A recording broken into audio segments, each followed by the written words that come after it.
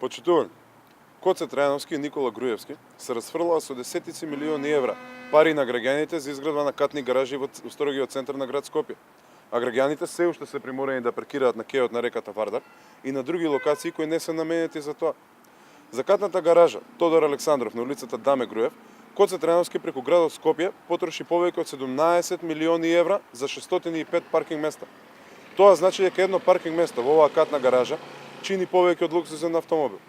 За катната гаража Македонска фаланга, Коце Трајановски потроши повеќе од 11 милиони евра.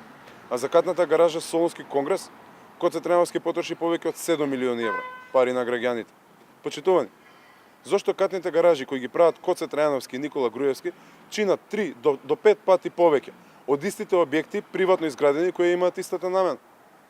Истовремено, да подсетиме дека извештајот на Државниот завод за ревизија за 2014 година утврди и откри дека при изградбата на катната гаража Македонска фаланга и на катната гаража Тодор Александров не биле почитувани условите објавени во тендерот.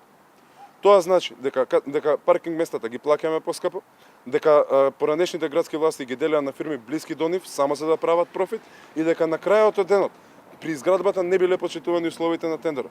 Дополнително на тоа, жителите на Скопје се уште немаат каде да паркираат.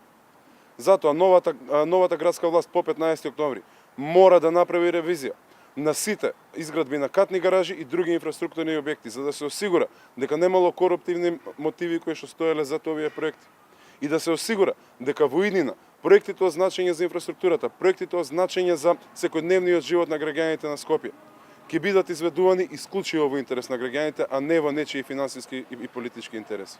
Затоа на 15 октомври ајде да ја завршиме промената. Број 19 за живот во Скопје за сите.